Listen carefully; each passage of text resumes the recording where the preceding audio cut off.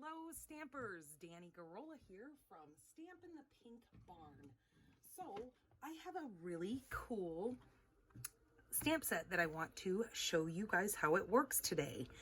I've made a couple of really cool cards with this, so let's just get into this. So at first, you're going to need your Stamparatus. And by the way, this is on page 118. It is one of those great big full stamp sets. So you will either need the great big block, which is, oh, where is it?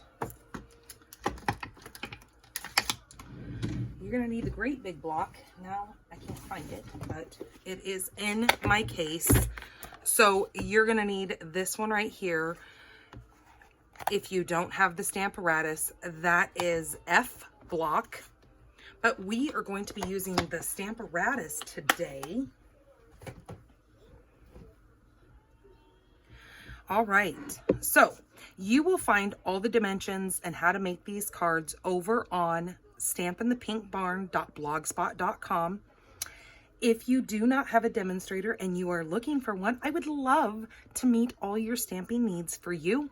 This is my current host code right here. So when you're shopping with me, you can just put that in up at the top. When you're, once it says you are shopping with Danny Garola, it will tell you at the end of your checkout process to go ahead and enter that host code. All right, so what I've done here is I've grabbed my Stamparatus. I've put my stamp right in the middle of my plate, and this comes with 2 of these plates, but I only need 1 for this. I have then taken a color and just lightly stamped on the paper. Now I highly recommend getting this grid paper. It is part of the Stamparatus, and you will find it with the Stamparatus. I think you get 50 sheets with it. It comes like this. It's a little pad. All right, one side will have inches, the other side has centimeters on it. And then I just use it for scrap paper as well, just to show you. So what I've done is I've inked up my pad with not the color that we're using, and I've just stamped it on here just like that. I didn't get it all perfect because I don't need it perfect. I just needed pretty much a grid to see where I need to place my paper. Then I just took a pen and I just kind of outlined my 2 corners of my stamp pad. Then I am going to take a piece. This is 5.5 by 4.25. So it is the same size as our card base. I will not be able to use my magnets on this particular piece of paper because otherwise it wouldn't stamp on all my edges. So that's why I needed to draw my grid, because I won't be using these. All right, so my first color that I am going to come in here with is my Memento Black. Yep, you're right, I said black. Isn't this such a far out? This is called the Spiral Die. By the way, if I didn't say what it was called, it's such a far out stamp set. I love that they did this tie-dye look. So when I'm using my Stamparatus, I like to take a stamp pad that I'm not using and just place underneath there. So I can then in turn take my ink and ink this up. Now I have just re-inked my pads, so they should be pretty soupy at this point. And with this stamp set, you will notice that you're going to have some places that do not have full ink on them. That is what this stamp is intended for. So don't think, oh my gosh, I see all these little white areas in here. Why is this not stamping up? Well, it's meant to look like that. It's meant to be that tie-dye, some places that do not have full ink. Let me make sure this is straight. Not that it's going to matter because you have this swirl look to it.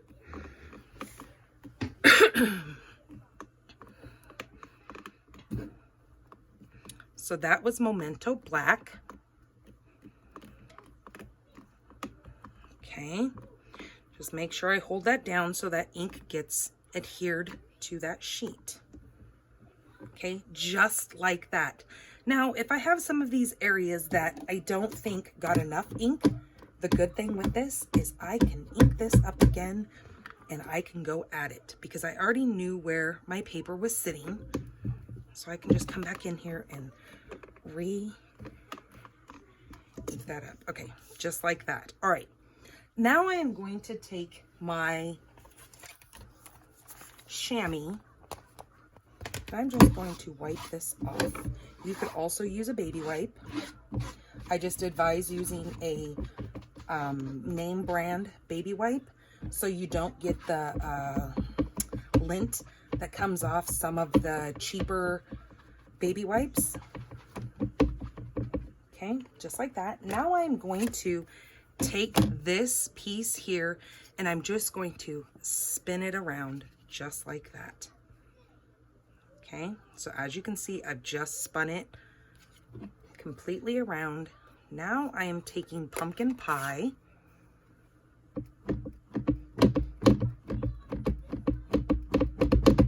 Inking this up again.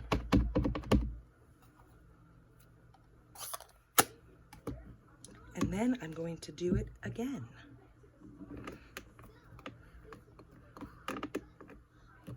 So as you can see, I'm doing this in more of a Halloween color for this card.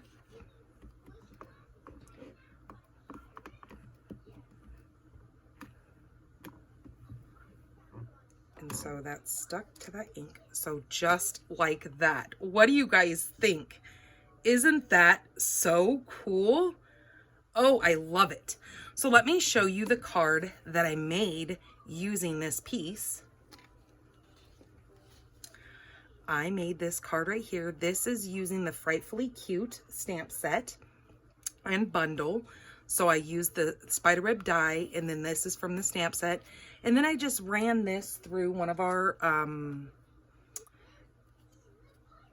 embossing folders. So I cut this piece down. As I told you, it was the same size as my card base. But what I like to do is see how there's kind of a white line up here. So I just cut 1/4 inch off of each side. There's also white down here.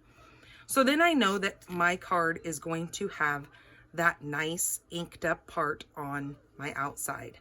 Isn't that adorable?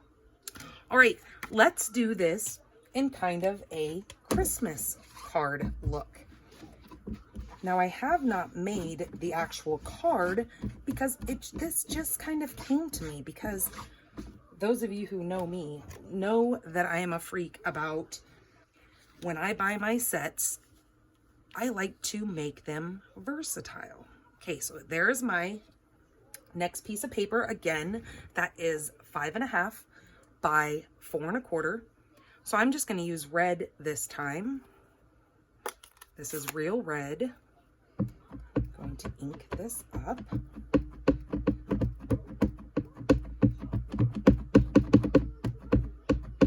Okay, just like that.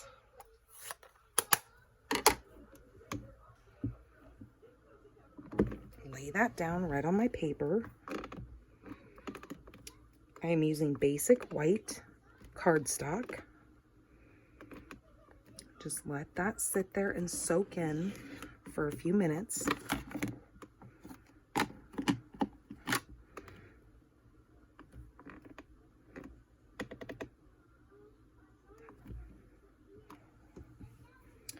Wow, that is gorgeous. Okay, now I'm going to wipe this off. Now remember, when you're cleaning your chamois, that to get some of the reds out of it, you need to turn your water to warm when you're rinsing this out. If you have cold water, it'll take some of those blues and greens and yellows and stuff out. But to get all this red off of here, you need to turn your water to warm. All right, so I'm going to take this and again, just flip it completely around. Now I'm going to take Garden Green.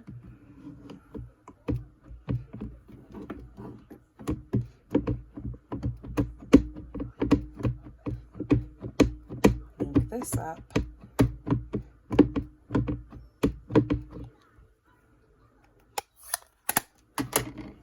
Okay, and then here goes the magic.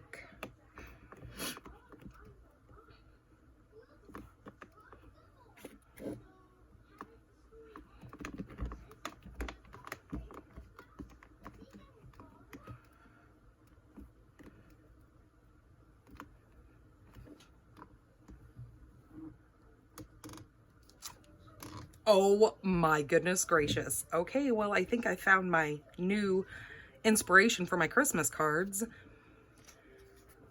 Now, being a child of the 70s, the mid 70s, this is just, it just brings back so many of those, the good time music. And, you know, if you're one of those kids, if I'm aging anybody, this just brings back so much. I remember actually as a teen making tie-dye shirts with my friends, but I like this tie-dye. This is not as hard where I had to think of colors. So like I said, there is that Halloween themed card that I made. I did not make a card with this one because it just kind of came to me right when I hit the record button here on making this. But I used this one, which is using the Bermuda Bay and Rich Razzleberry. I just love these two colors together. And then I use that Biggest Thanks stamp set, which I love how you can use a darker color to make that, how it can stamp two stamps on each other if you have a lighter and a darker color. So for instance, you could actually do this and do the thanks part in the pumpkin pie, and then the friends you could do in black, and you could do that same variation. And then actually we have that black and white gingham, which you can then color with our Stampin' blends, and you could do that for this card if you wanted to do that in Thanksgiving, or in Halloween, if you wanted to do a thank you card for a friend. And then we have so many sentiments out there that you could do for this Christmas card. So I will turn these into I will turn this one into an actual card, and I will post it on the blog along with this video here, unless you're catching it off of YouTube. And you could always go over to the blog and see all the dimensions and how to do this exactly. All right, thank you guys so much for joining me. Have a great day.